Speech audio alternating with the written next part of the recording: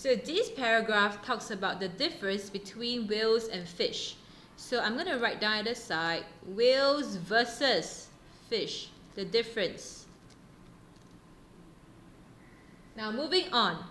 If a whale is not a fish, what is it? See, we had the same question.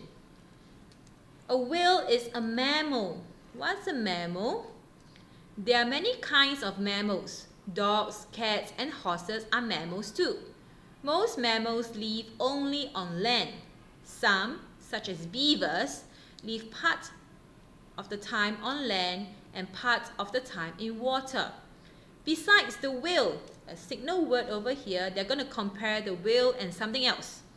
Just one other mammal, the sea cow, also known as the dugong or manatee, lives only in water.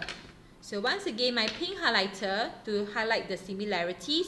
Whale and sea cow, they live only in water. So the sea cow, bracket over here, are also known as dugong or manatee. They have other names. Did you know that you are a mammal too? This you refers to the readers, the person who is reading this text, and that refers to you. So we are talking about me right now. You are more like a whale than you might think. You have hair on your body, so does a whale. So pink highlighter to show the similarities. Okay, we have hair on our body. Your heart has 4 parts, so does a whale. So let me give you a rough sketch of your heart. Your heart looks something like this, and it has 4 chambers. 1, 2, 3, 4. So does a whale's. Your body always stays about the same temperature. A whale's body does too. So this paragraph talks about the similarities between whales and us.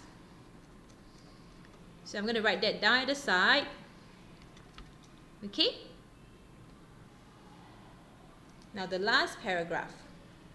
Of course, you are different from a whale in many ways. See, a signal word. I know they're going to talk about the differences now. You don't have fins or a tail. So yellow highlighter. This is one difference. You spend almost all your time on land. But a whale spends its time only in water. But here's something to think about the next time you go swimming. Now there's a signal word here, but.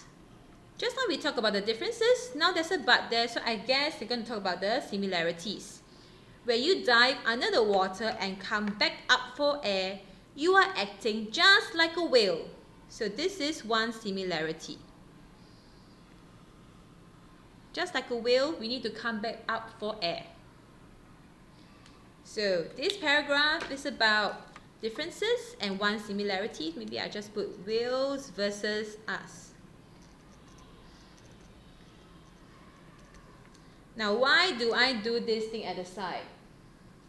So later on, when I answer questions, I don't need to read through the whole thing again. I can zoom in straight into this. If they want to find the similarities between whales and fish, I know, hey, I can go to this paragraph straight away. Okay, so this is a summary for each paragraph.